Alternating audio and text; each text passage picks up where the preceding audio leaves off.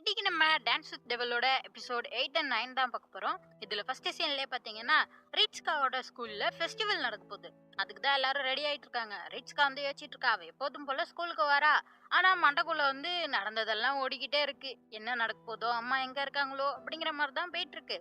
ஆனா அந்த பிரச்சனைக்கு அப்புறம் ரெம்ம வந்து இவ பார்க்கவே இல்லையா, அவன் வரவே இல்லையா. சரின்னு சொல்லிட்டு இவ பாட்டுக்கு அவ வேலையை பார்த்துட்டு இருக்கா. அப்படியே இங்க கட்டுறாங்க. இங்க வந்து அந்த டெவல்ஸ் எல்லாம் பேசிட்டு இருக்காங்க. எங்கடா அந்த நாய்க்குட்டியை கடும் லோவன், அவன் தான் ஏமாத்தி போட்டானே, அது தெரியாது இவங்களுக்கு. இவங்க 3 பேரும் சுத்தி சுத்தி தேடிட்டு இருக்காங்க, எங்க போச்சு அது அப்படின்னு சொல்லிட்டு. அப்பதான் ரெம் வரான். அவன் வந்துட்டு சொல்றான், இனிமே லோவன் இங்க வரமாட்டான், அவன் நம்மளை ஏமாத்திட்டான் அப்படின்னு சொல்லிட்டு. என்ன சொல்ற, என்ன பண்ணான்னு சொன்னா, இது மாதிரி அவன் வந்து மார்க்சிஸ்க்கு வேலை பார்த்துட்டு இருந்திருக்கான் அப்படின்னு சொல்லிட்டு. மார்க்சிஸ் யாருன்னா வேம்பயர்லாம் இல்ல, அவன் வந்து ஒரு முன்னாள் அரசன். அவனும் டெவில் தான். அவனை தோக்கடிச்சிட்டு தான் ரெம்மோட அப்பா வந்து இப்ப அரசனா இருக்காரு.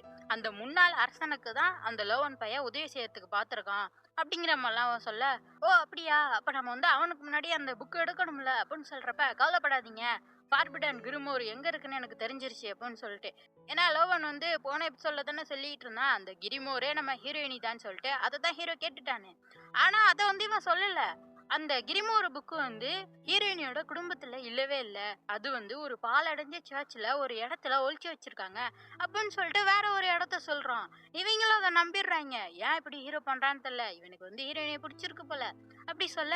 அப்படியே இங்கே கட்டுறாங்க. அப்படியே அந்த ஃபங்க்ஷன் எல்லாம் முடிஞ்சு ஈவினிங் வந்து ஒரு டான்ஸ் பார்ட்டி இருக்குமா. இதுல வந்து ஒரு ஸ்பெஷல் இருக்குமா. இதுல பார்த்தா கேர்ள்ஸுக்கு ஒரு ட்ரிங்க்ஸ் தருவாங்க, பாய்ஸுக்கு ஒரு ட்ரிங்க்ஸ் தருவாங்களாம். இப்படி பாய்ஸுக்கும் கேர்ள்ஸுக்கும் தனித்தனியா கொடுக்குற அந்த ட்ரிங்க்ல வந்து ஒரு கிரீடம் இருக்குமா. அரசனுக்கும் அரசிக்கும் உள்ள கிரீடம் ஆளுக்கு ஒன்று இருக்குமா. அவங்க தான் அந்த பார்ட்டியோட கிங் அண்ட் குயின். அவங்க தான் ஃபர்ஸ்ட் டான்ஸ் ஆடுவாங்க, அவங்கள சுற்றி தான் எல்லாம் நடக்கும் அப்படிங்கிற மாதிரி ஒரு ஸ்பெஷல் இருக்கான். அது யாருக்கு வரப்போதோ அப்படின்னு சொல்லிட்டு எல்லாருமே ஆவலாக காத்துட்டு இருக்காங்க. சரி சொல்லிட்டு நம்ம ஹீரோயினி அவங்க அண்ணன் ஆசனா கூடயும் வந்திருப்பா. ஆசனாவும் அண்ணனும் விட்டு போகவே மாட்டாங்க. உன்னை எப்போதும் நாங்கள் பத்திரமா பார்த்துப்போம்னு சொல்லிட்டு கூடயே சுற்றிக்கிட்டு இருக்கிறாங்க. அப்படியே வந்து ட்ரிங்க்ஸ் வாங்கி குடிச்சா அந்த குயினுக்காக இருக்க கிரீடம் நம்ம ஹீரோயினியோட ட்ரிங்க்ல தான் இருந்துருக்கு. அவ எடுத்து பார்க்குறா. உடனே இவங்க இந்த 3 டெவில்ஸும் பார்க்குறாங்க, நம்மளுக்கு எதுவும் கிரீடம் இருக்கா, நம்ம தான் கிங்க அப்படின்னு சொல்லிட்டு குடிச்சிட்டு பார்த்தா அவங்களுக்கு இல்லை. ரெம் வந்து லாஸ்ட்டாக தான் வருவான். அவன் எடுத்து ஜூஸ் குடிச்சோன்னே அவனுக்கு தான் அந்த அரசரோட கிரீடம் இருக்கு. அப்போ இவங்க தான் கிங்கு குயினு அப்படின்னு சொல்லிட்டு இவங்க 2 பேருமே கூட்டு வந்து உட்கார வச்சுட்டு பார்ட்டி ஆரம்பிக்கிறப்ப இவங்க தான் ஃபர்ஸ்ட் டான்ஸ் ஆடணும். 2 பேரும் அழகா டான்ஸ் ஆடுறாங்க. ஹீரோயினுக்கு ஹீரோ பிடிச்சிருக்கு போல, 2 பேருக்கும் ஒருத்தருக்கு ஒருத்தர் பிடிச்சிருக்கு. ஆனா சொல்லதான் மாட்டாங்க. 2 பேரும் ஜாலியா டான்ஸ் எல்லாம் ஆடிட்டு இருக்காங்களா. அப்படியே ஃபங்க்ஷனும் முடியுது. அப்படியே அந்த பார்ட்டி முடிஞ்சிருதா, இவங்க கிளம்பி வந்துடுறாங்க. ஹீரோயினி வந்து ஹீரோ பத்தியே தான் வச்சுக்கிட்டு இருக்கா. அந்த கிரீடத்தை கையிலேயே வச்சு பார்த்துட்டு இருக்கா. ஒருவேளை நம்ம அவனை லவ் பண்றோமோ அப்படின்னு சொல்லிட்டு. அப்ப பார்த்தா சுத்தி வேம்பயர்ஸ் சுத்தப்பட ஆரம்பிச்சிடுறாங்க. நிறைய பேர் வந்திருக்காங்க. இங்க ஆசனாவும் அண்ணனும் மட்டும் மாத்தி மாத்தி சண்டை போட்டுட்டு இருக்காங்க, அவங்க அந்த ஜபம் எல்லாம் பண்ணி. அப்ப என்ன ஆகுது, ரீட்ஸ்கா வந்து அந்த வேம்பயரோட ஹெட் இருக்க நான் வந்து பிடிச்சிக்கிறான். உடனே நம்ம ஆசனா என்ன பண்றா, கத்தி எடுத்துட்டு போய் அவன் மேல கிழிச்சு விட்டுறா. அவன் வந்து கோவத்துல என்ன பண்ணிடுறான், டக்குன்னு வயிற்றுல சொருவிடுறான். அவ்வளவுதான், ஆசனா வந்து டோனட் ஆயிட்டா.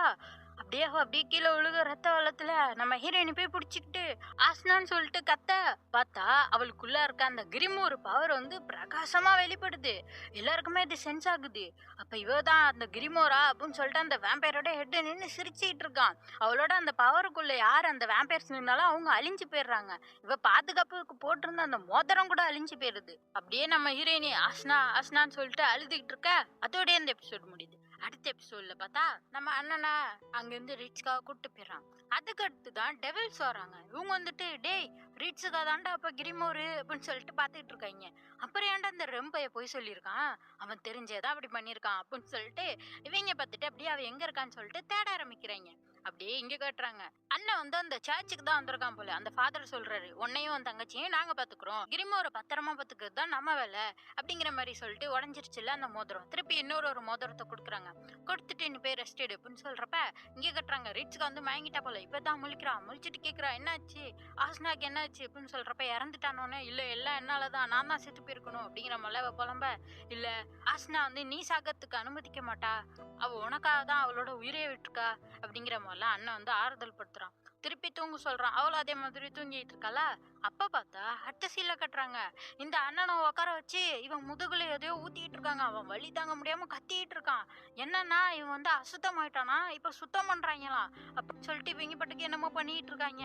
அப்படியே அண்ணனா செம்ம டயர்ட்ல வந்துட்டு இருக்கான். அங்க அண்ணன் வந்து பாக்குறான். பார்த்தா ரீட்ஸ்கா ரூம்ல இல்ல. ஐயோ ரீட்ஸ்கா எங்க போனான்னு சொல்லிட்டு அப்படியே அவன் தேடிட்டு இருக்கான். அப்படியே இங்கே காட்டுறாங்க. என்னன்னா இந்த ஃபாதர் இருக்காங்கல்ல, இவங்க எல்லாம் ஒண்ணு சேர்ந்து ரீட்ஸ்காவை கூட்டிட்டு வந்து, நீ வந்து அசுத்தமாயிட்ட, உன்னை நாங்க சுத்தம் பண்ண போறோம் அப்படின்னு சொல்லிட்டு சங்கிலி எடுத்துட்டு வராங்க. டார்ச்சர் பண்ற மாதிரி ஏதோ கத்திரிக்கோல்லாம் தூக்கிட்டு வந்துகிட்டு இருக்காங்க. ஐயோ என்ன பண்ண போறாங்கன்னு சொல்லிட்டு இவ கத்த, அந்த நேரம் அண்ணனும் வந்துடுறான். என்னடா பண்றீங்க அப்படின்னு சொன்னா, இந்த கிரிமோர் இருக்க வரைக்கும் இந்த உலகத்துக்கு ஆபத்து தான், பேசாம நம்ம கிரிமோரை அழிச்சிடலாம், அதாவது ரீட்ஸ்காவை கொண்டுடலாம்னு சொல்றாங்க. அண்ணன் எப்படி ஒத்துப்பான்? ரீட்ஸ்கா கூட்டிட்டு குடுகுடுன்னு ஓட ஆரம்பிக்கிறான். வெளில தானே இந்த டெவில்ஸ் நின்றுட்டு இருக்காங்க. ரீட்ஸ்கா எங்கடா போனான்னு சொல்லிட்டு அப்பா பார்த்தா இந்த அண்ணனையும் தங்கச்சியும் துரத்திக்கிட்டு இந்த ஃபாதர்லாம் வெளில ஓடி வந்துகிட்டு இருப்பாங்க. இது மாதிரி எப்படியாச்சும் ரீட்ஸ்காவை கொல்லணும்னு சொல்லிட்டு அதை வந்து இந்த டெவில்ஸ் கேட்டுட்டு, எது ரீட்ஸ்காவை கொல்லுவீங்களா அப்படின்னு சொல்லிட்டு இவங்க இந்த ஃபாதர் எல்லாம் போட்டு அடிக்க ஆரம்பிச்சிடுறாங்க. இப்படி மாத்தி மாத்தி சண்டை போயிட்டு இருக்கோம். அண்ணனா ரீட்ஸ்காவை கூட்டிட்டு ஜாப்பனீஸ் கோயிலுக்கு தான் வந்திருக்கான். உள்ளதான் உட்காந்துருக்காங்க. இங்க நம்ம சேஃபா இருக்கலாம் அப்படின்னு சொல்லிட்டு உட்காந்துருக்க.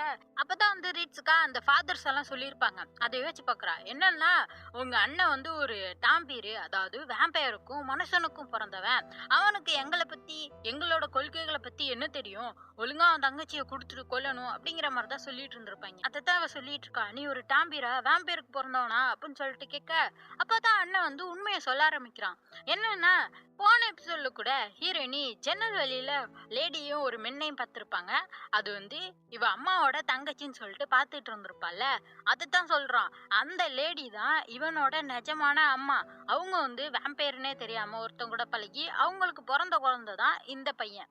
அதான் சொல்லிட்டு இருக்கான். இது மாதிரி வேம்பயருக்கு நான் பிறந்ததுனால அதை நினைச்சே எங்க அம்மா வந்து முடியாம போய் இறந்தே போயிட்டாங்க. சின்ன பிள்ளையிலே இறந்துட்டாங்களா, அதனால ரீட்ஸ்காவோட அம்மா தான் தங்கச்சி பையன் தானே, நீ வந்து ரீட்ஸ்காவுக்கு ஒரு அண்ணனா அவன் கூடயே வளர்ப்பா அப்படிங்கிற மாதிரி சொல்லி இருந்திருப்பாங்க. அப்புறம் ரெண்டு பேரும் சின்ன பிள்ளையில இருந்து ஒன்னாதான் வளர்ந்துருக்காங்க. இவனுக்கு அடிக்கடி இந்த வேம்பயர் எண்ணம் வரும். ரத்தத்தை பார்க்குறப்பெல்லாம் அந்த ரத்தம் குடிக்கணும்னு வெறி வரும். அப்ப தாத்தா தான் கூட்டிட்டு போயிட்டு இவனுக்கு வந்து எப்படி இருக்கணும்னு சொல்லிட்டு எல்லாத்தையுமே சொல்லி கொடுத்துருப்பாரு. அப்பையில இருந்து நல்லா தான் போயிட்டு இருக்கு. ரெண்டு பேரும் ஒன்னாதான் வளர்ந்துகிட்டு இருக்காங்க.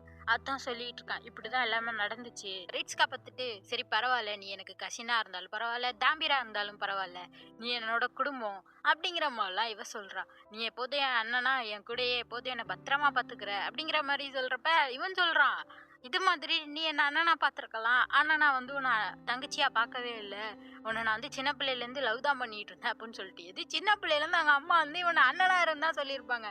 இந்த லூசபைய போட்டுக்கு லவ் பண்ணேன்னு சொல்லிக்கிட்டு இருக்கான். எனக்கு ஒன்றும் புரியல. இப்படி சொல்ல ஹீரோனியா அதிர்ச்சியா பாக்குறா. என்னடா சொல்றான் இவன் அப்படின்னு சொல்லிட்டு அந்த நேரம் கரெக்டா நம்ம ரெம் வந்துடுறாங்க. உடனே அண்ணன், இது கிரிமோருக்காக தானே வந்து அவனை விட மாட்டேன்டா, ரீட்ஸ்காவை நான் தான் பார்த்துப்பேன் அப்படின்னு சொல்லிட்டு குறுக்கில் நிற்க, ரெம்மா சோகமா இருக்கான். நான் வந்து அப்படின்னு சொல்லிட்டு அமைதியா இருக்க. ரீட்ஸ்கா பாக்குறா, என்னாச்சு ரெம் இவ்வளவு சோகமா இருக்கா அப்படின்னு சொல்றப்ப, இல்ல ரீட்ஸ்கா அவன் ஒரு டெவில், அவன் நடிக்கிறான் அப்படிங்கிற மாதிரிலாம் அந்த பையன் சொல்லிட்டு, வாடா சண்டைக்கு, நீ இனிமே ரீட்ஸ்கா பக்கமே வரக்கூடாது, உன்னை என்ன பண்ண போறோம் பாரு அப்படிங்கிற மாதிரி சொல்லிட்டு ரெண்டு பேரும் மாத்தி மாத்தி அடிச்சுக்கிறாங்க. இதுல சாங் வேற வரும், ரீட்ஸ்கா எனக்கு தான் சொல்லிட்டு. அப்படி சாங் முடியிறப்ப ரெம்ப டெவில் ஆச்சு. அவ்வளவுதான், அண்ணனை அடிச்சு போடுறான். அண்ணனுக்கு ரத்தமா கொட்டுது. உன்னாலலாம் ரீட்ஸ்கா பாத்துக்க முடியாதுடா அப்படின்னு சொல்லிட்டு ரெம் சொல்ல, அவன் வந்து சொல்றான், ரீட்ஸ்காவை பாதுகாக்கிறதுக்கு நான் சாகிறதுக்கு கூட ரெடியா இருக்கேன்டா அப்படின்னு சொல்றப்ப, அப்ப சாகு அப்படின்னு சொல்லிட்டு ரெம் வந்து பவரை யூஸ் பண்றதுக்குள்ள ரீட்ஸ்கா வந்து கத்துறா, உனக்கு அவ்வளோ இதாயிடுச்சா, கிரிமோருக்காக ஒருத்தர் கொல்லையே நீ பாக்குறியா அப்படிங்கிற மாதிரிலாம் இவனை பிடிச்சி கனப்பனன்னு திட்ட ஆரம்பிச்சிடுறா. எத்தனை பேரை நான் இழக்கிறது, ஏன்னா ஃப்ரெண்டு வேற இறந்துட்டா, அம்மாவா காணும், அண்ணனையும் கொல்ல போறேன்னு சொல்றான் அப்படின்னு சொல்லிட்டு இவ வந்து திட்டி விட்டுறா. நீ ஒரு டெவில், கேவலமானவன், என் மூஞ்சிலே முழிக்காத, உன்ன மாதிரி ஆளுங்களை எனக்கு சுத்தமா பிடிக்கல, இங்கிருந்து போயிரு அப்படிங்கிற மாதிரிலாம் திட்டுறா. ரம்மா எதுவுமே சொல்ல முடியல, பேசினாலும் அவ பேச விட மாட்டா. அப்படியே சோகமா அங்க தூரமா நின்றுட்டு கையில வந்து அந்த பார்ட்டியில கிடைச்ச அந்த கிரீடத்தை தான் வச்சு பாத்துக்கிட்டு இருக்கான். அப்படியே இங்க ரீட்ஸ்கா கட்டுறாங்க. அவ வந்து அண்ணனை தூக்கிக்கிட்டு ஸ்கூல்ல இருக்கும்ல நர்சிங் ரூம், அங்கதான் வந்து அண்ணனை வந்து படுக்க போட்டு வச்சிருக்கா. அப்படியே யோசிச்சுட்டு இருக்கா, கிரிமோருக்காக நான் எத்தனை பேரை இழக்க போறனோ, இந்த கிரிமோரே எனக்கு தேவையில்ல அப்படிங்கிற மாதிரிலாம் சொல்லிட்டு இவன் என்ன பண்ண போறானே தெரியல.